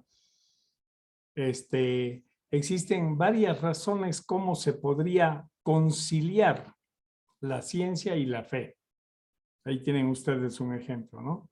Cómo se podría conciliar un trabajo científico con lo que es un producto de fe de las personas. Bueno, antes de que nos gane el tiempo, vamos a ver la última parte con las conclusiones para luego hacer una ronda de preguntas y comentarios, ¿ya? Vamos a ver entonces. Sin duda, el trabajo del doctor Asten Tosman constituye un enigma que pareciera dirigido especialmente a la humanidad de fines del siglo XX, la era de los grandes avances científicos y tecnológicos, pero al mismo tiempo una época de incredulidad y baja espiritualidad. La realización de este documental, un tanto involuntariamente, permitiría lograr otro hallazgo sumamente asombroso. La primera ocasión que entrevistamos al doctor Jorge Antonio Escalante, él nos manifestó su inquietud por desarrollar un nuevo estudio sobre los ojos de la Virgen, pues había quedado impresionado por las descripciones de sus colegas que revisaron los ojos de la Virgen y afirmaban tener la sensación de que se trataba de los ojos de un ser vivo. Ante ello, el doctor Escalante pretendía explorar la posibilidad de encontrar más rasgos. En ese sentido, concretamente, pensaba que quizás en el fondo de las pupilas podrían encontrarse algo similar a los vasos que conducen el torrente sanguíneo en los seres vivos, algo que evidentemente sonaba aventurado e increíble. Llevaba 9 años ya esperando la posibilidad de efectuar esta observación. La oportunidad surgió cuando este equipo de trabajo tuvo acceso a la imagen original de Guadalupe para efectuar grabaciones directas. El doctor Escalante fue autorizado para realizar su investigación. Tanto el proceso de grabación como el de observación oftalmológica implicarían varias horas de trabajo durante la noche. Los numerosos dispositivos de seguridad para proteger la imagen serían solo la primera parte del proceso. La bóveda donde se guarda no solo tiene medidas de seguridad similares a la de una caja fuerte bancaria, sino que en su interior todos los factores deben estar controlados: luz, temperatura, humedad. Cada movimiento debía estar perfectamente coordinado, pues para mantener las condiciones idóneas en ningún momento podría haber más de 4 personas dentro de la bóveda. Tras largas horas de espera, durante las cuales primeramente se instaló un sofisticado sistema de lentes en la cámara, se lograron los primeros grandes acercamientos. Así se pudo obtener las imágenes que usted ve en estos momentos. La sorpresa comenzó cuando en el fondo de las pupilas no se detectó nada de lo esperado. Sin embargo, sí se encontraron 2 hechos inauditos. Primero, que la córnea presentaba pequeños puntos como los que se encuentran en los seres vivos. Y segundo, que en la parte superior del párpado izquierdo mostraba unas líneas exactamente iguales a las redes de vasos sanguíneos que se encuentran en los ojos humanos. Observe con atención y saque sus propias conclusiones.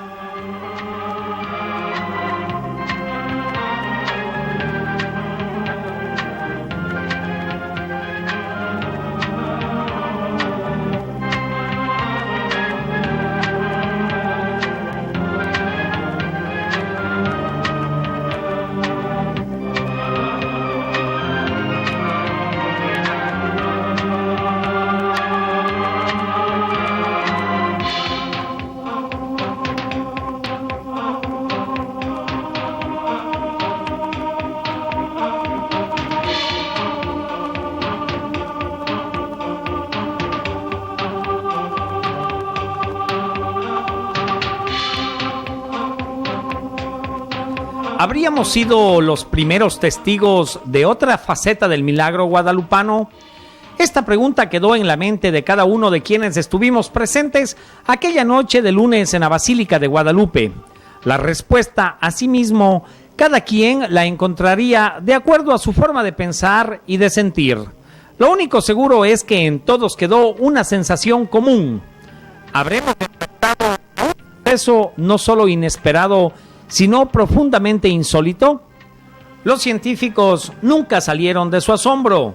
De hecho, horas después, el grupo de oftalmólogos, encabezados por el doctor Escalante, comenzaron a hacer observaciones directas de la imagen y utilizaron para ello oftalmoscopios de altísima resolución con los que comprobaron lo que habían visto horas antes a través de nuestro monitor.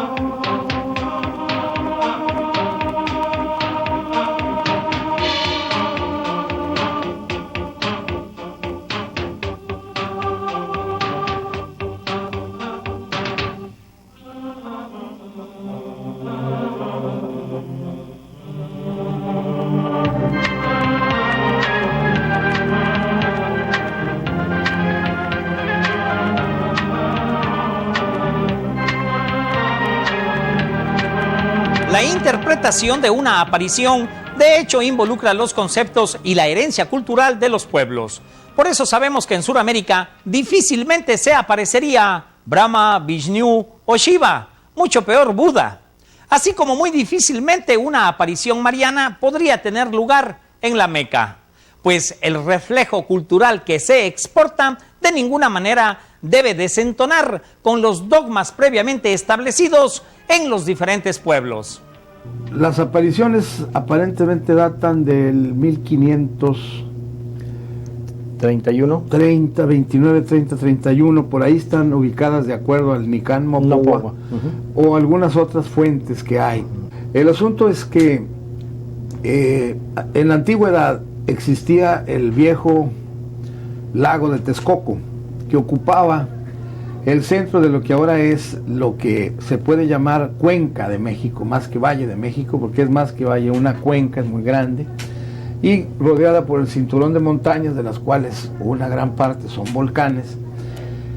Entonces, esta agua encerrada en aquella concavidad era la que generaba las primeras y más antiguas habitaciones humanas en lo que hoy es la República Mexicana. En lo que fueron las riberas de este lago, había entonces una serie de ubicaciones. En una de ellas, en el cerro de Tepeyacac, existió un viejo santuario que era venerado desde antes de la llegada de los aztecas a este valle o cuenca de México, el Valle de la Anáhuac. Atonantzin.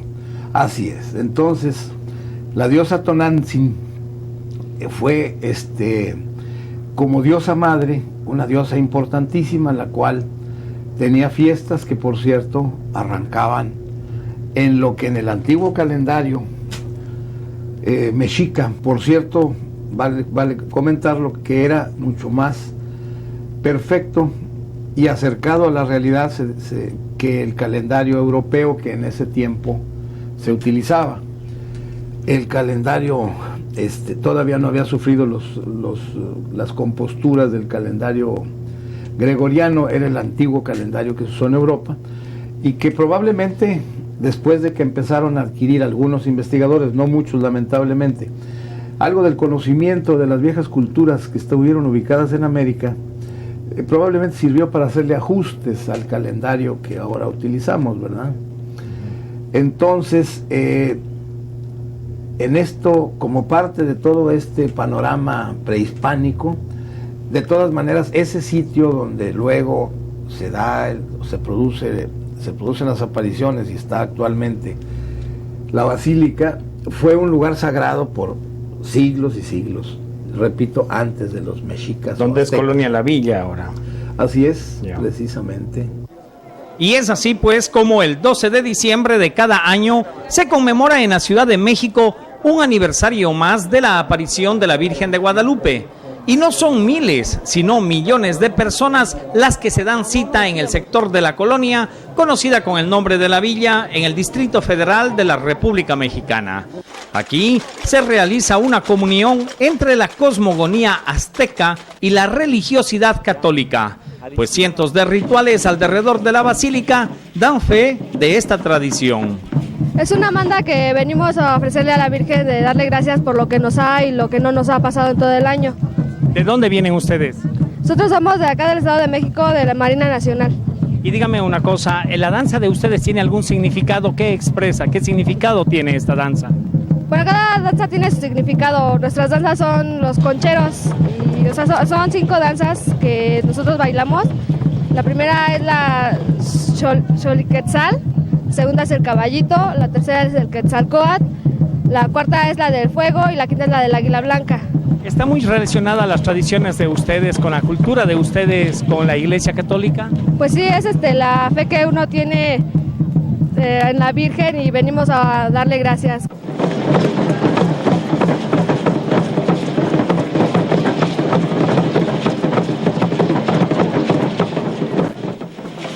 Y es que la correlación de las ancestrales culturas mexicanas con el cosmos siempre ha estado presente.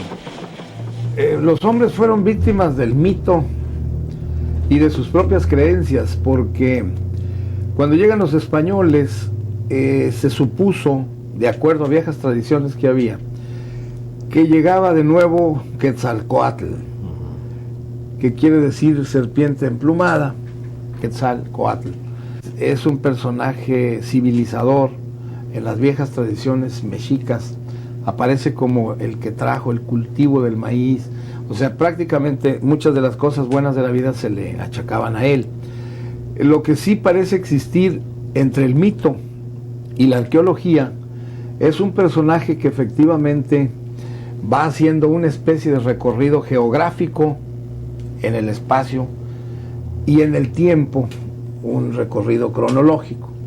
Se le puede seguir su pista, por ejemplo, aparece en Yucatán, sigue llamándose igual, serpiente emplumada, pero en maya es Cuculcán.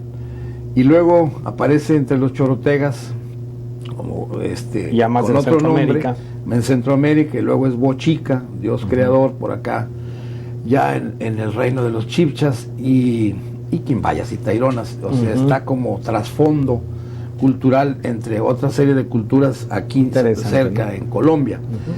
Y de repente puede ser el mismo Viracocha, que hasta en estas zonas, ya del Ecuador hacia el sur, fue el personaje que con similares características, en algunos casos se le ubica como un dios creador, en otros es una persona que idealizada se convierte en un semidios y trae sabiduría y una serie de conocimientos. El caso es que dejó, en el mito quedó la posibilidad de que Quetzalcóatl en algún momento regresara.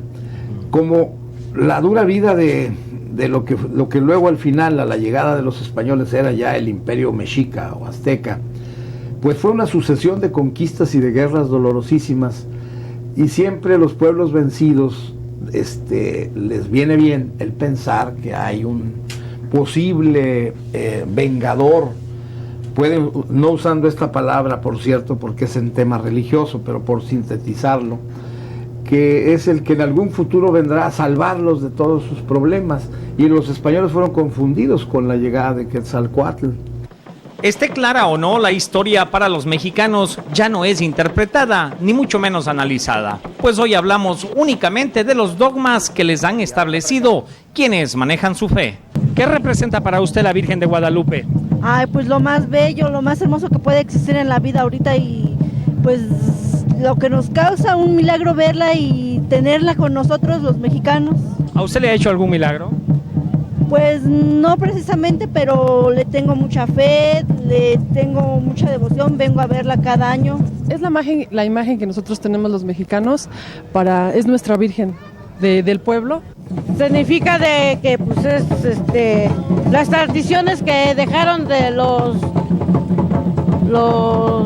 viejos antes, siguió la mata para arriba. Para mí la reina de México. No sé, es algo que no se puede olvidar nunca y por eso venimos a bailar de ahorita para recibir la fuerza, ¿no? Señora, ¿qué representa para usted la Virgen de Guadalupe? Pues nuestra madre querida. ¿De siempre? Siempre, toda la vida. ¿Es muy milagrosa? Muy milagrosa, por eso venimos de lejos. ¿A usted le ha hecho algún milagro? Sí, me quitó el asma. ¿Ya? Asma de aquí, y pues muchas cosas. ¿Desde dónde viene usted? De Jocotepec. ¿En Jocotepec? ¿Y viene todos los años? Sí, cada año. Cada año venimos, sí. Gracias, señora. Ándele.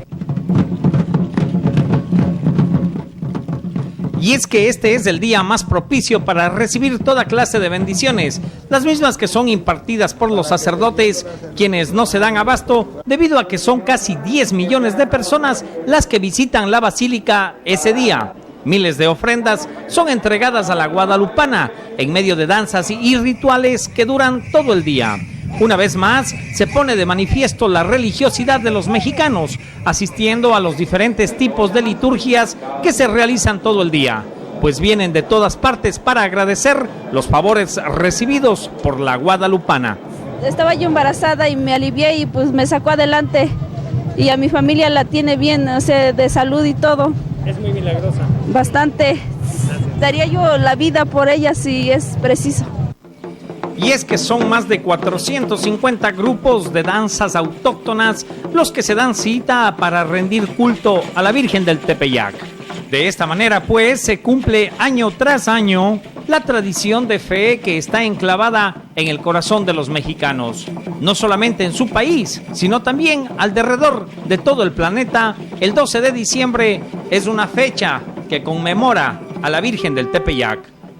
Fray Diego de Landa, que fue además el primer arzobispo, nos dejó dos cosas: es denostado por lo que hizo y todavía bendecido por lo poco que dejó. Organizó todos los papeles y documentos que usted sabrá, tenemos nosotros palabra escrita en México, pues desde aproximadamente entre 1200 y 1800 antes de Cristo, entre los olmecas, existen evidencias de una palabra escrita y por supuesto de números concretos que han servido para fechar muchas cosas, como es obvio, las fechas que hemos ido encontrando arqueológicamente. El caso es que hubo una escritura y a través de ella, en algunos casos se fueron transmitiendo conocimientos. En estos documentos se fue guardando la sabiduría, como en este tiempo, como la vieja biblioteca de Alejandría, de la que todavía hoy nos lamentamos de su incendio, etcétera. El Fray Diego de Landa, en este sentido, por las buenas, reunió toda la sabiduría específicamente de la zona maya, y en un pueblo llamado Izamal, que todavía disfruta de una pequeña estatua de este señor ahí, en una de las plazoletas. Ahí reunió toda la sabiduría que de buena fe le fueron llevando los viejos sabios que manejaban por herencia, o las comunidades religiosas que manejaban por herencia todo este acervo de conocimientos. Y luego fueron reunidos estos conocimientos textualmente e incendiados. ¿Es esta la voz de los pueblos de América a 500 años de su encuentro con Europa?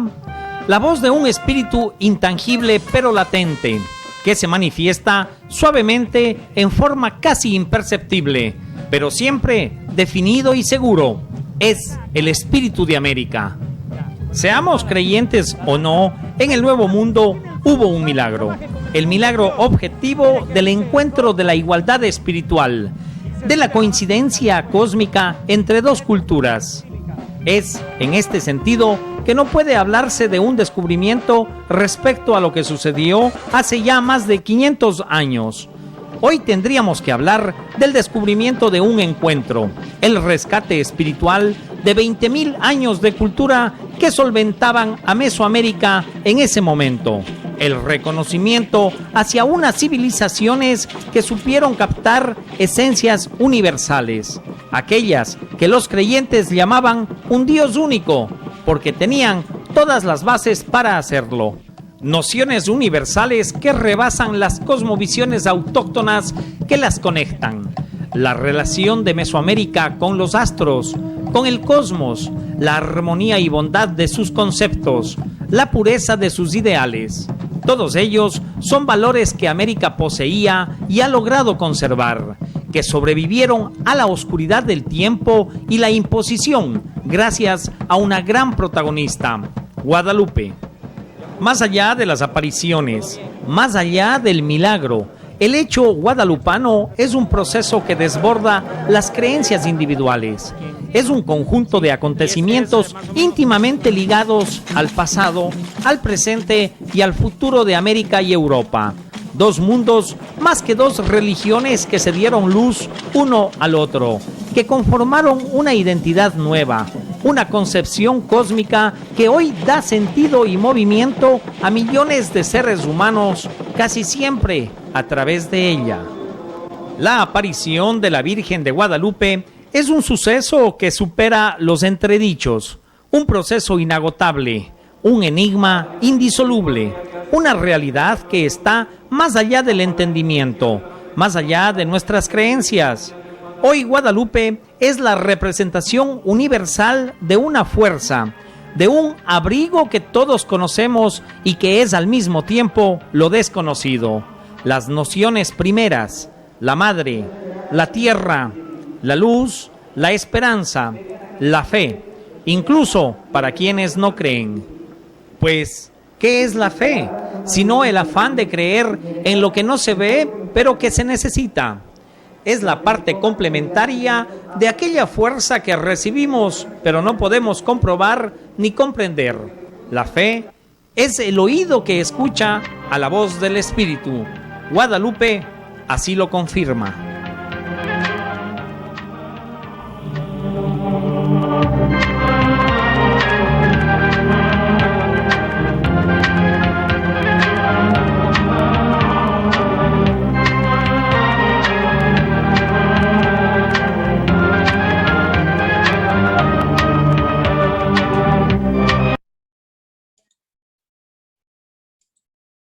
Bueno, les hemos presentado el trabajo completito. De estas historias está repleta la humanidad, de estas historias. La humanidad está repleta. Vayan por donde vayan con todas estas culturas por abajo, pehuenches, aymaraes, mapuches, todo eso. Vayan por el norte, ¿no? Pero bueno, lo más representativo realmente y que ha marcado una tradición dentro de todo su pueblo es la Virgen de Guadalupe, pero sin lugar a ninguna duda. Usted vaya ahí a California, por ejemplo, ingrese en cualquier restaurante, cualquier negocio de un mexicano y lo primero que encuentra es la Virgen de Guadalupe. ¿Dónde vayan? Pero ¿a dónde vayan? Entonces, yo diría que es un proceso de fe muy intenso que mueve al mexicano. Ahora bien, si es que ustedes quieren hacer un análisis pormenorizado del asunto, pues se van a dar cuenta de que si bien aquí se puede conciliar la ciencia con la fe, las personas reemplazan lo que nosotros en ufología llamamos conciencia por la fe. ¿Comprende? En la conciencia usted empieza a entender las cosas. Cuando usted maneja la conciencia, usted racionaliza la fe. Pero cuando usted únicamente ha heredado culturalmente esto, pues usted hace acopio de la fe. La fe, la esperanza, ¿no? La fe textualmente es creer en lo que no se ve, pero igual es la fe, ¿verdad? Y de alguna forma, pues todos ellos están movidos por la fe. He visto cuadros bárbaros. Bueno, no solamente aquí en Guadalupe, he visto en varios lugares, ¿no? Aquí en la villa, oiga, hay gente que viene arrodillada desde periférico, desde la entrada de México hasta la villa, 10, 12 kilómetros arrodillados. Yo aquí he visto máximo la gente que se va caminando a pie de aquí de Cuenca hasta el Cisne. Caminan 2 días y llegan al cisne y bueno, eso para ellos es un proceso de fe. Por eso yo les he dicho a ustedes, este tema de la fe se respeta porque es una herencia cultural arraigada en las personas y aquí no hay discusión. La fe es la fe y punto, ya está. Y respetamos la fe de las personas. Ahora, que si nosotros queremos interpretar esto de otra manera, eso es otra cosa. ¿Ya? Bueno, mis amigos, yo creo que estuvo bastante completo. No les voy a hablar de ninguna otra virgen, solamente de esta. Pero esto aplíquenlo a cualquier otra virgen. Igual podemos hacer documentales y de igual tengo por ahí unos 2, 3 documentales de Medjugorje, tengo de Fátima, tengo de la Virgen esta de aquí nomás de Baños de Agua Santa, ¿no? Y bueno, y así hay varias otras vírgenes que ya ustedes encontrarán en el camino, porque aquí también hay la Virgen de Quinche, también le rinden mucha pleitesía, ¿no? La Virgen del Quinche allá en el norte. Y por donde usted vaya, usted va a encontrar congregaciones, y esa es parte de la exclusividad de la Iglesia Católica. Ninguna otra religión tiene una virgen, solo la Iglesia Católica, ¿no? A ver, ¿alguna pregunta, algún comentario? Adelante. Sí, una preguntita. Dígame. Yo decía que son 10 millones de personas que anualmente visitan la Virgen y por su fe. Entonces, también mi pregunta es, según los estudios que usted hizo, estas investigaciones, ¿también le llegó un poco de fe, la creencia, o simplemente como investigador nomás ya pasó? A ver, o sea, según... mire, yo a lo largo de mi vida he ido racionalizando la fe, ¿comprende? La fe es un proceso histórico y parte de una herencia cultural, ¿ya? Yo creo en Dios firmemente y no necesito amuletos.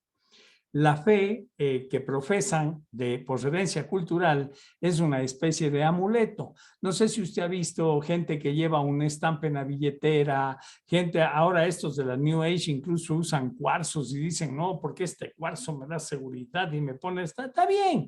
Yo respeto todos esos procesos de fe. Pero el Dios que yo conozco no necesita estos procesos, no necesita estos procesos. En el 5º nivel ustedes van a ver ya tácitamente cómo se manifiesta, ¿no es cierto?, esta deidad universal de la que estoy hablando y en la que todos estamos inmersos, todos. Le tome el tiempo que a usted le tome entender esto, no hay problema. Es más, yo conozco ufólogos que profesan mucho la fe a la Virgen.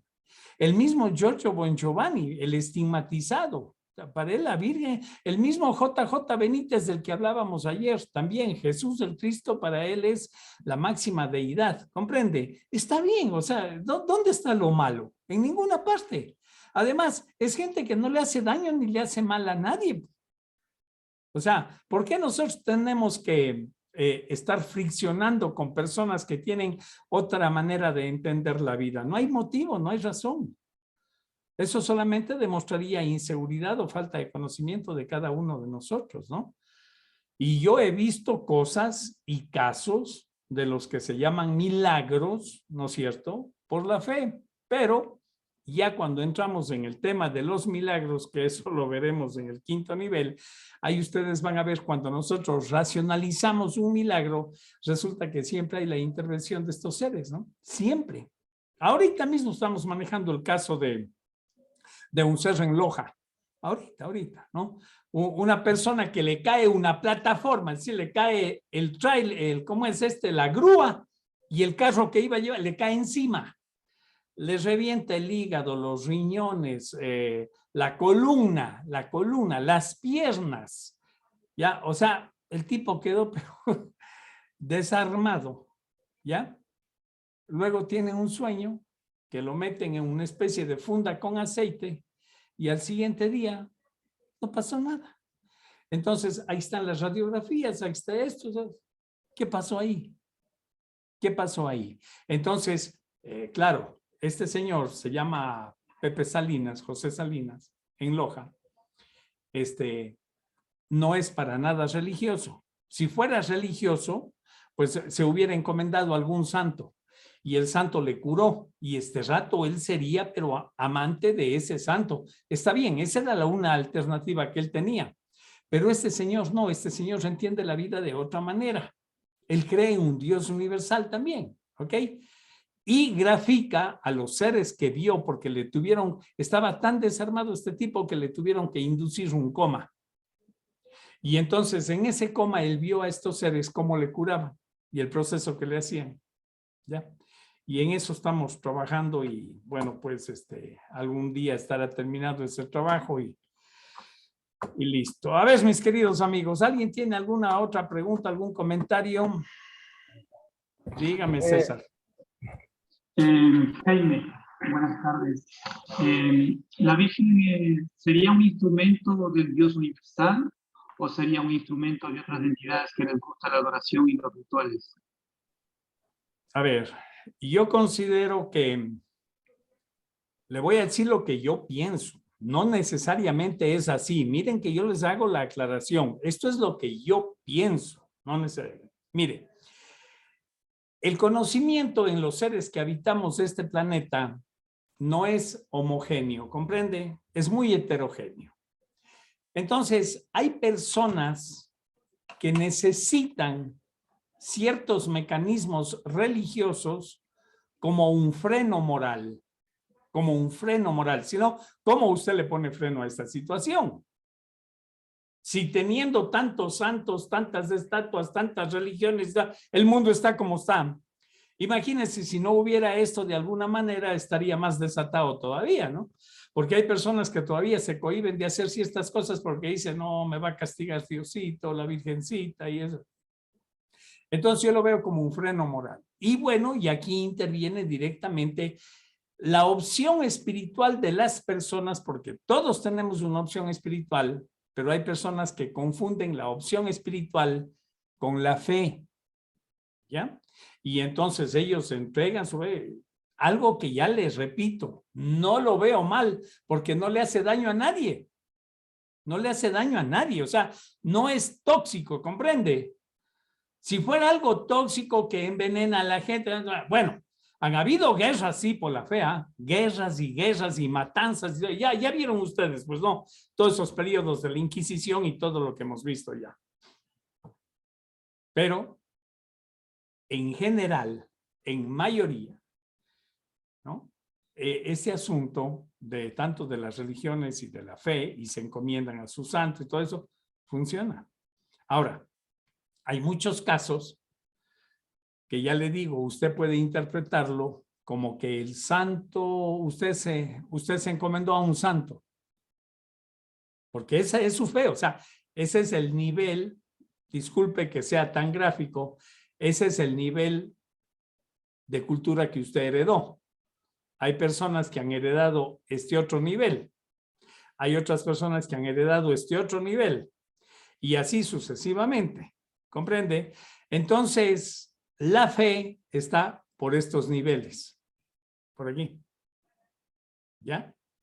Sin tratar de ofender a nadie, únicamente lo que estamos es observando el panorama, cómo se mueve la gente dentro del ámbito de la religión, de lo que se llama religión, ¿no es cierto? Porque religión puede ser hasta el fútbol, puede ser religión. Ya les he explicado a ustedes. Sino que aquí se le da la connotación directamente con deidad o divinidades. Eso es. Entonces sería confirmando que estos seres bajan con el transcurso del tiempo, vienen de una u otra manera a dar conocimiento, a ayudar a la gente, o a también hacerles, como usted dice, que necesitan de eso para que actúe en esta vida bien. Claro, mire, vamos a poner un ejemplo, ¿ya? Vamos a poner el asunto de la Virgen de Fátima. Ya, vamos con la Virgen de Fátima. Entonces, en la Virgen de Fátima estuvieron los tres pastorcitos venían de hogares católicos. ¿A quién más iban a identificar? Un ser luminoso, la Virgen, ¿ya? Y entonces, la Virgen, ¿cuánta gente ha depositado su fe en la Virgen de Fátima? ¿Cuánta gente? Muchísimo, millones. De esto han agarrado los curas, ahí por ahí hay una empresa, ojo, del Vaticano, ojo, que hace el famoso tour religioso, tiene un nombre, y le lleva por 7 lugares donde han habido las apariciones marianas. De hecho, aquí en el Cajas iban a hacerse el 8º lugar. Les falló por algunas razones, les falló. Era un tour religioso, o sea, ¿por qué mercadear eso? ¿Por qué dañar este asunto? ¿No? Pero bueno, ya les conté más o menos la historia comprimida de lo que pasó ahí también en la villa en Guadalupe, ¿no? Con este Schulenberg que se gastó miles de miles, cientos de miles de dólares, ¿no? Y en eso para todo, y en eso ha parado todo. Entonces imagínense una persona que ha entregado toda su fe y luego el cura ahí, y ve los escándalos. 7 mujeres tenía, 7 amantes del cura. 7. Cama, dama y chocolate, ¿no? Entonces, estos íconos que hemos tenido no son malos, no son malos. Pero la competencia que le sale en las otras religiones dicen que son malos, que no hay que adorar las vírgenes ni estatuas. Yo no veo nada de malo.